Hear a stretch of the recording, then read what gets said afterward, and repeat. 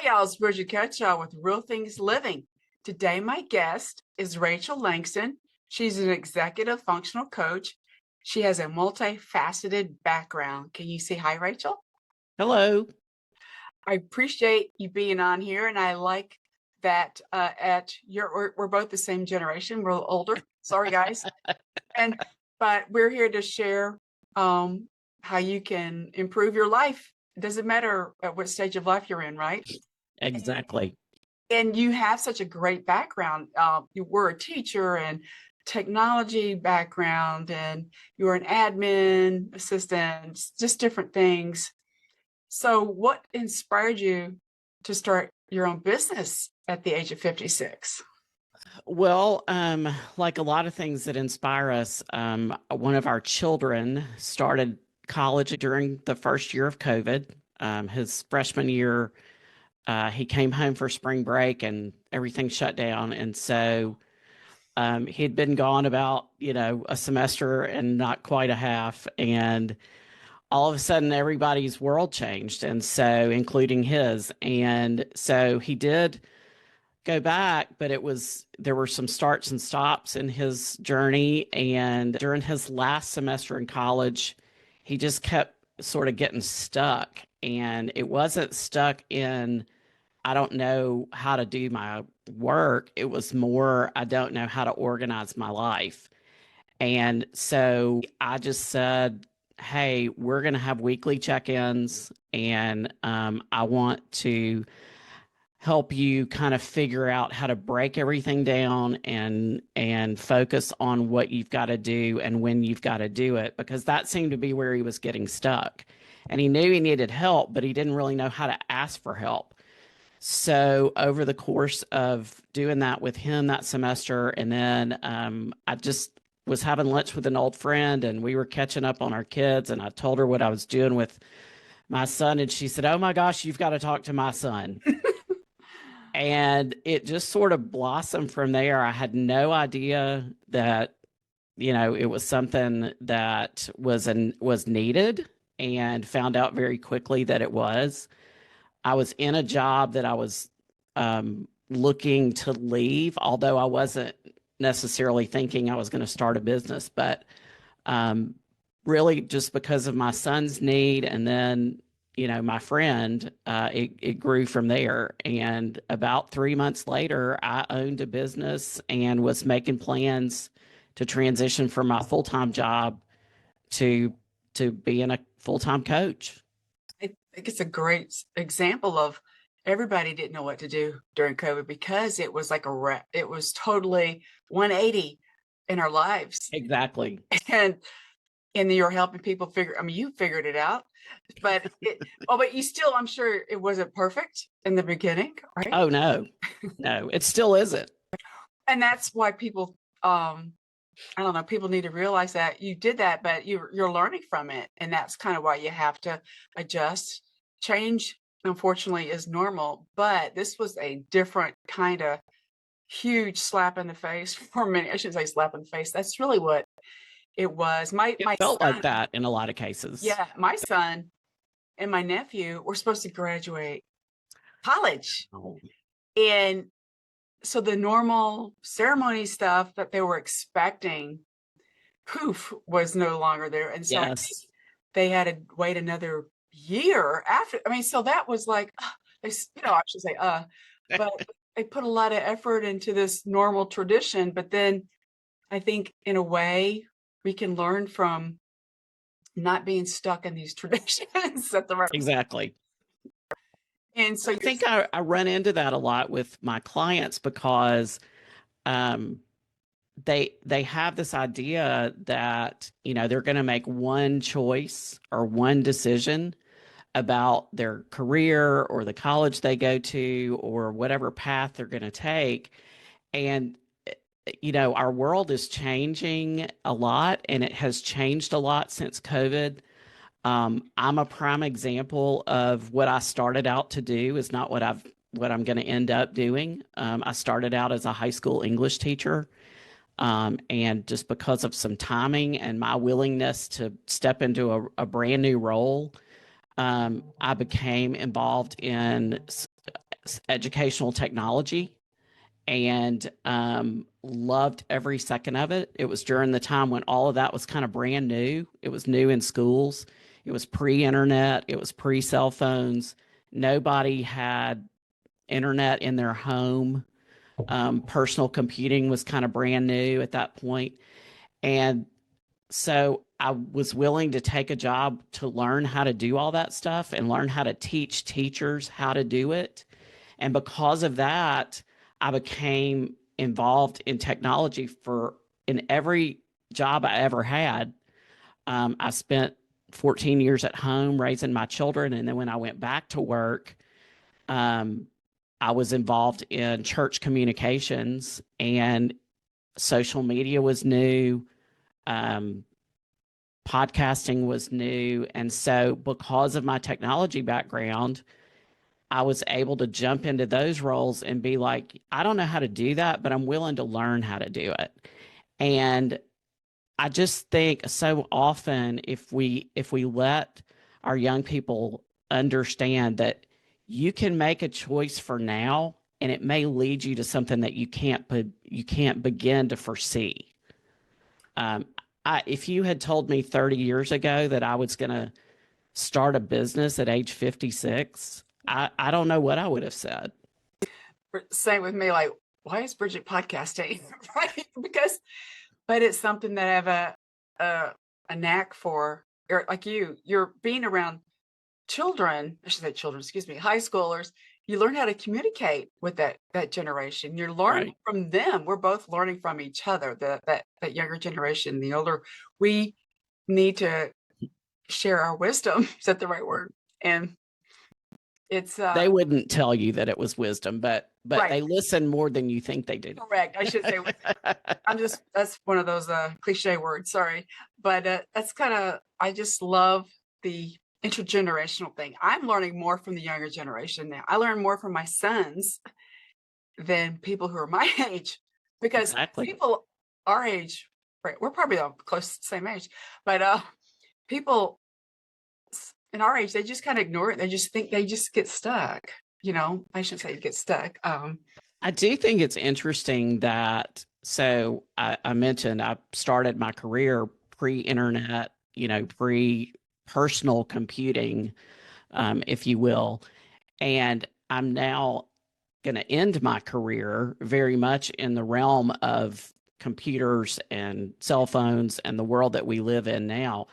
I feel like I kind of bridge a little bit of a gap, whereas my kids, we have a 24-year-old and an almost 22-year-old, they don't know anything other than that, than a technology-based life. That's true. And so it's I feel like it's almost an advantage to have a little bit of perspective in both places. Yes. Some of what I do with my coaching is actually have clients write things down by hand. And not necessarily permanently, but at least temporarily. There's some things that we do that I say, I want you to use a real pen and pen and paper, to do this. But I do think there's value in both ways. I don't do all of one or all of another, but I still use a paper calendar. Me too. Right. I do get reminders on my iPhone. Exactly. Don't forget about this talk coming up. Right. That's kind of, and I agree with you on the we're in a bridge, and I'm one of those people. I have to write ideas down. Some people like, you should record it, but if I record it, Rachel, I'm not gonna go listen to it. No. But if I write it down, my brain said, Bridget, you wrote that down.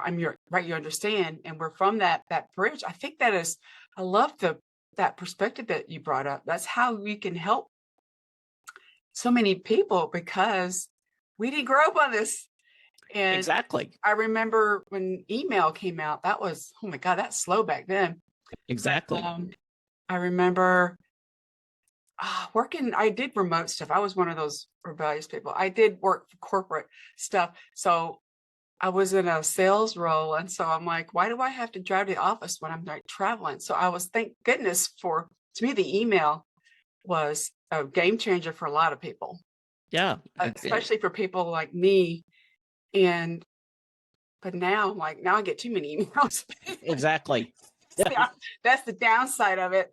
like everybody wants your email now, but I think I like too your coaching business. My understanding is like focus on fewer, and that is so important because of all this things flying around with tech now, right? So I should say that. So why did you start focus on fewer? Well, a couple of reasons. One, there's a story in the Bible about Jesus going to visit a pair of sisters, Mary and Martha. And Martha's the worker bee, and Mary decides that she's going to sit and listen to what he has to say. And at some point, Martha looks at Jesus and says, "Hey, I'm doing all this work. Why don't you tell Mary to get up and help me?" And Jesus makes the comment that, Martha, you're worried about all these things that don't matter right this moment, but Mary's focused on the thing. She's focused on the better thing. And so that story has always resonated with me. And so when I say focus on fewer, I don't mean, eliminate everything from your life, only have 3 friends. That's not what I'm talking about. But we all have these multiple layers of responsibilities and jobs and school and families and all the things that we have to spend time or attention or energy on. And our brain really can't focus on all of those things at one time. And what I find a lot when I'm talking with clients is that they get stuck because they don't know where to start. It's almost like in the old computer days when your computer couldn't go as fast as you were putting things in the keyboard, you would get a little symbol that would just go around and around and around and around. It's almost like our brains do that. And so my thinking and what I say to my clients is, the first thing we do is kind of do this big picture exercise, and we figure out what's in your big picture. What are all the things that require your attention? And then we narrow those down so that you're focused on 1 or 2 or 3 things at a time. And once those are handled, then you move your focus to a different part of your picture. And so it's not that you don't have all the things in your picture that you want. It's that you only focus on a few of the things at any given time so that you can accomplish everything you need to do, but not all at once. That may be way more than you asked for. Oh no, it's very helpful because your topic, I mean your coaching is on that, but you learn to focus on what was important. Really, that's kind of what it is. You saw what happened with your son and other college friends, his college friends, excuse me. Right. But that was, they were expecting something different, right? And that's why we need to be able to adapt. And that's kind of why I started this podcast. It grew during COVID. I bet. I'm learning, we're learning from so many people. I'm not into those, I'm sure you understand the algorithm stuff. And I think it'd be my thing to focus on is what's authentic. And I think that's helpful. I don't give a crap, I shouldn't say that, about algorithms, even though even if you understand them, they're going to change in about 38 seconds. Correct. So you can't, unless that's all you do all day long, you can't possibly keep up with that. So yes, authenticity is a way better metric. I think that's why I've connected with other people. It's because they're like, yes, we need to talk about that. And I think with your coaching clients, they need to focus on what's authentic to them, right? Is that kind of absolutely? And if you think about it, as parents, as spouses or partners, as employees or employers, we're all kind of juggling plates in the air, and nobody really can be effective if they're trying to do all the things at one time. And so, if you have more than one child may need more attention on any given day than the other child.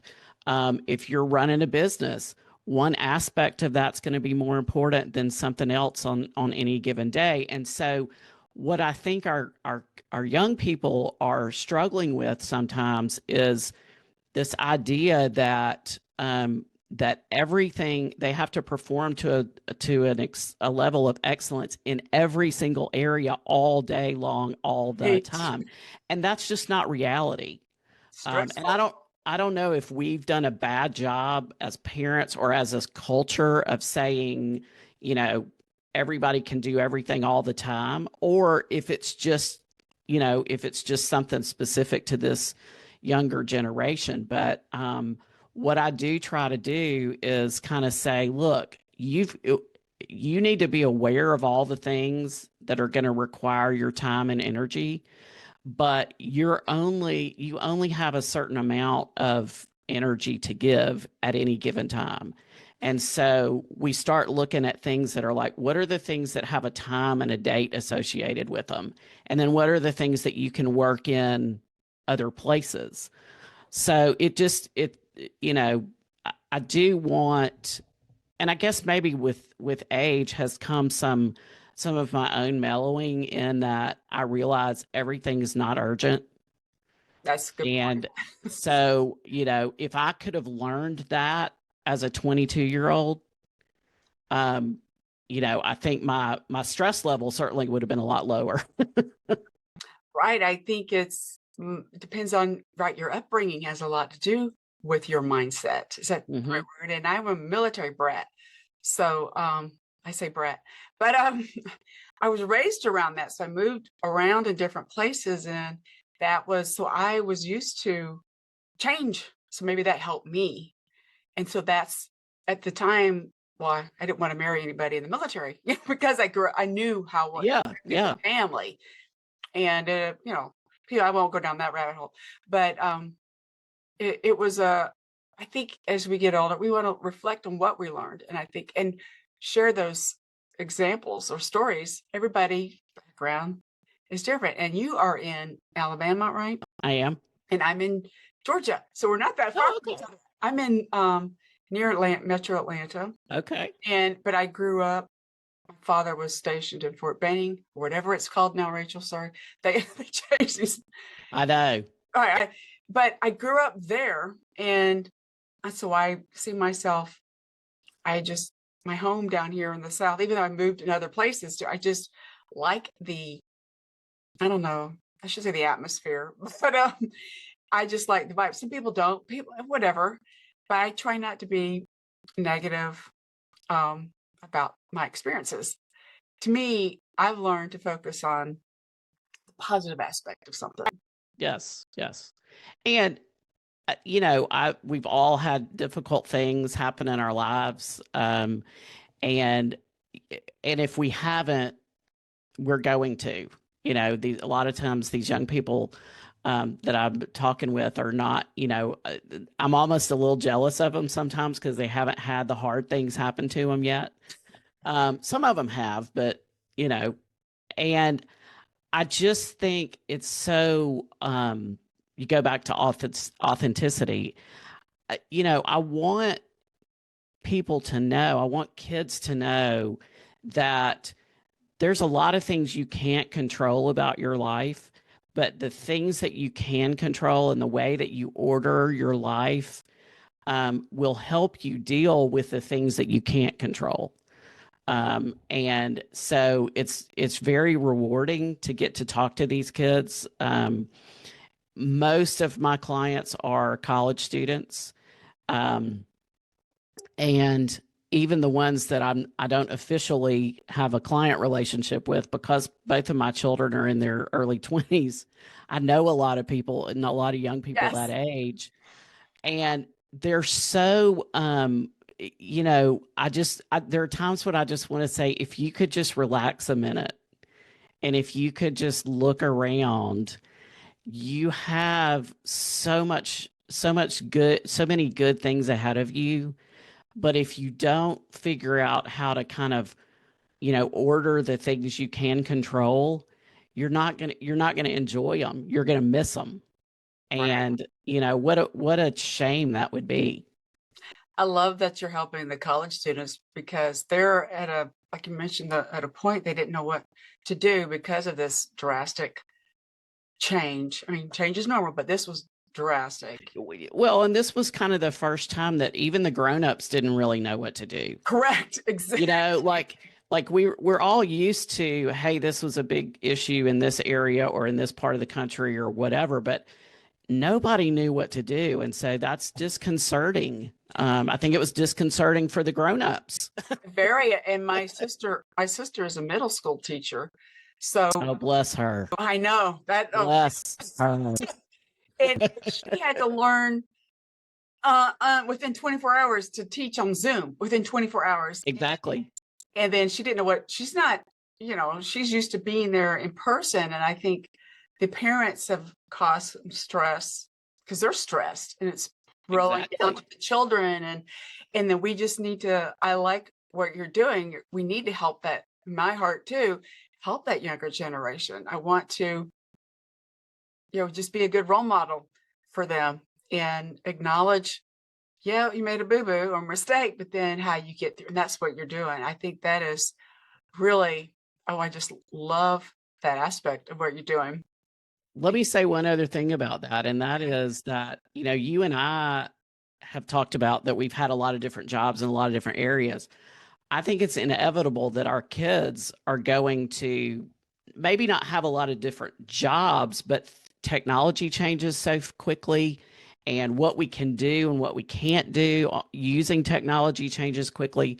And consequently, we don't have the culture that you and I sort of entered into, where somebody's going to get a job somewhere and stay there for 40 years and do the same thing day in and day out.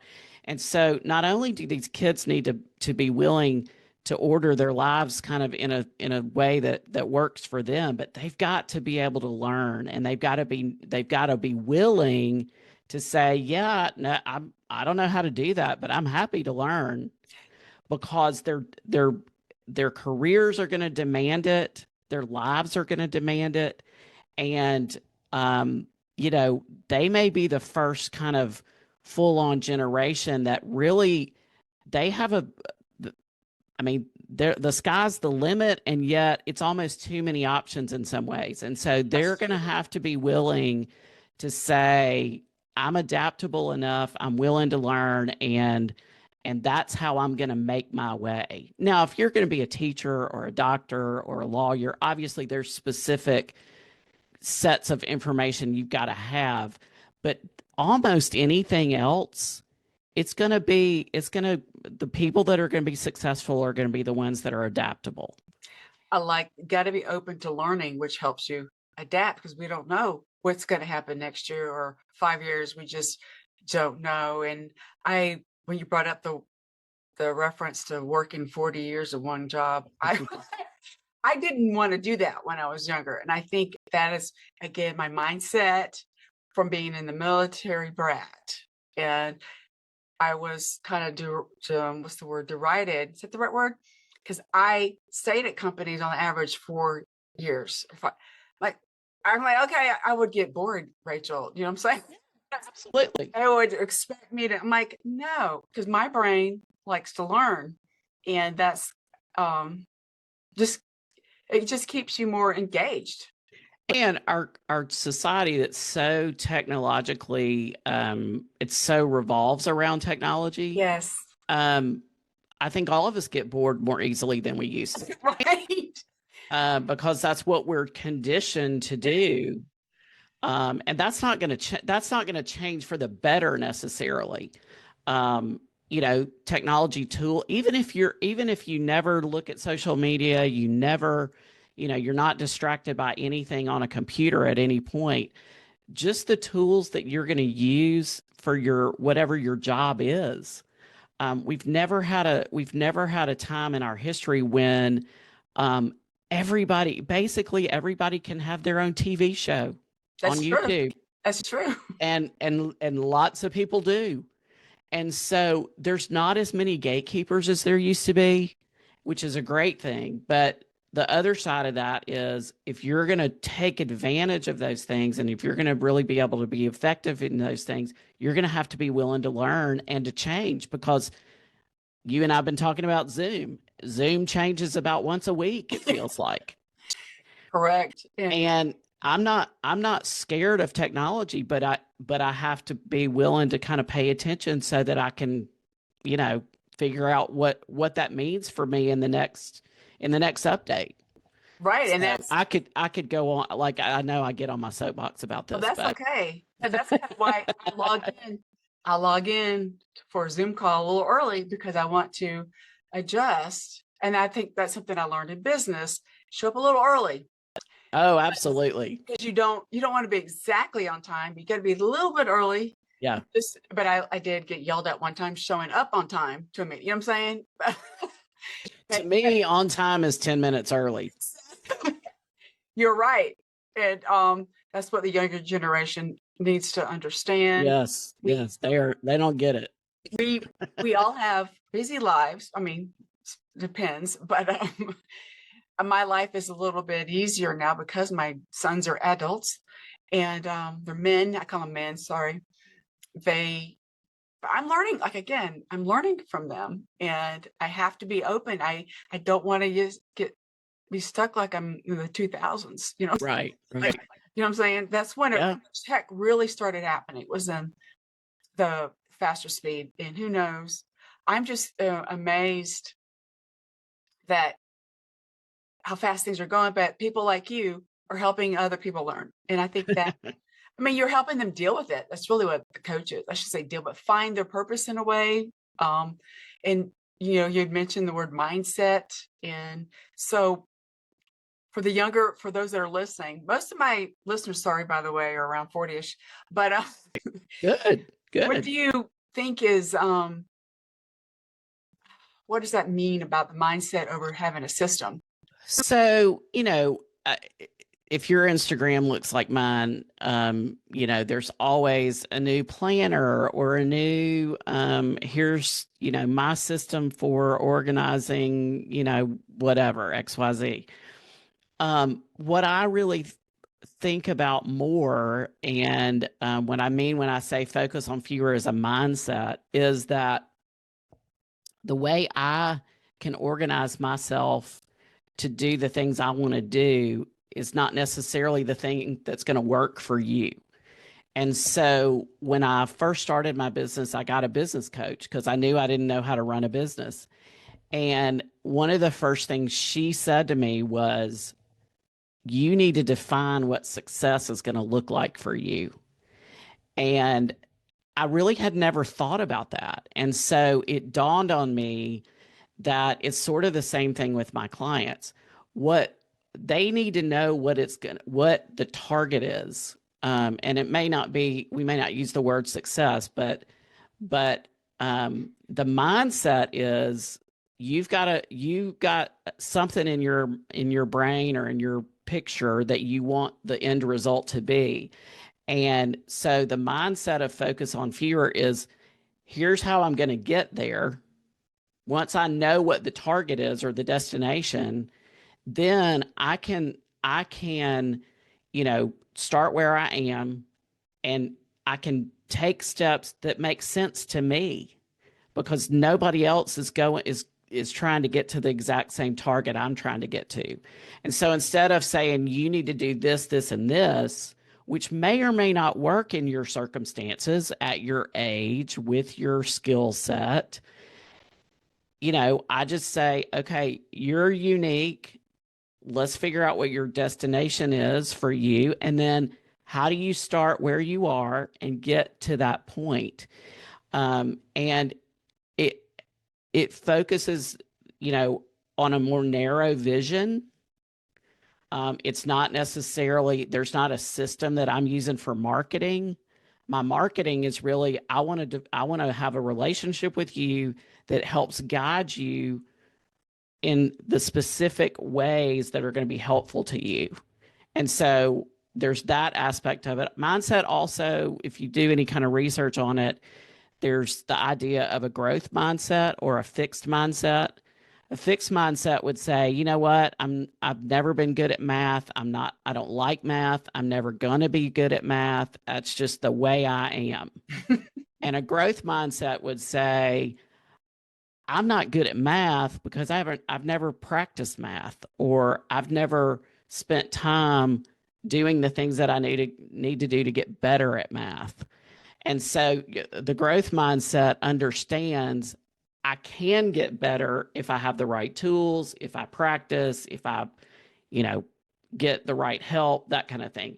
So I do try to, foster also the awareness or the acceptance of a growth mindset, because otherwise, if you don't believe you can be different, if you don't believe you can solve this problem, you're not going to. And so that's really what the whole mindset versus system is really kind of about. I like that, because there is a lot of stuff that shows up, systems, and that makes people scared too, right? They feel like Right. they don't, right, they're not going to make it happen. And I think what you're doing again is so wonderful, especially Thank you. because I really, truly, I'm not BSing. I really think it's really, really, really helpful. We need to help the younger generation learn from us, and you are an example, not we, you are an example. And so where can people learn more about you, Rachel? Where can they find you? Well, I'm on Instagram mainly at Focus on Fewer. My website is focusonfewer.net. And I also do some writing on Substack. So that is focusonfewer.substack.com. I do a monthly newsletter. You can find it, you can sign up for it there. And I just kind of, my writing is sort of whatever is on my mind at the moment, but it's all related to, a lot of these thoughts and a lot of these observations related to Focus on Fewer and tips and tricks and those kinds of things. But I will say I knew I did want to change jobs because I wanted to be more in control of my own schedule. Right. I had no idea that this was even a thing. And I cannot tell you, I'm having the best time. I'm having so much fun. I see people that I used to work with and they're like, what in the world have you done? You look amazing. And let me just say, I have not lost any weight. So it's not because I've, look amazing in that way, but I'm like, I don't have any stress. It's on your face, right? Yeah. I am having the best time. And so I'm so grateful to get to do this. I hope, to grow and expand and be able to do it for a long, long time. I mean, I think as long as I can talk, I think I can do this. I love your attitude, Rachel. It's really, really helpful. And you'd mentioned the monthly newsletter, and I like that better than every day or weekly, because you're focusing on fewer. That's really, Exactly. that's kind of what I like, clicked in my brain. And you're being Rachel. I will tell you, I do occasionally kind of, spin around and get stuck myself like we all do with too many things going on. And my husband loves to look at me and say, you know what? You just need to focus on fewer. So there are times when it gets thrown back in my face. I've even had my kids say it to me. So, but they're not wrong. They're not right. wrong. And that's right. I love that your husband's your own personal coach, right? Exactly. Well, this has been awesome. I really appreciate your time and your attitude. And Thank you so much. for those that are listening, I'll include the links that she mentioned in the description. And let's stay in touch, Rachel. I appreciate it. All right. I loved being with you. Thank you, guys.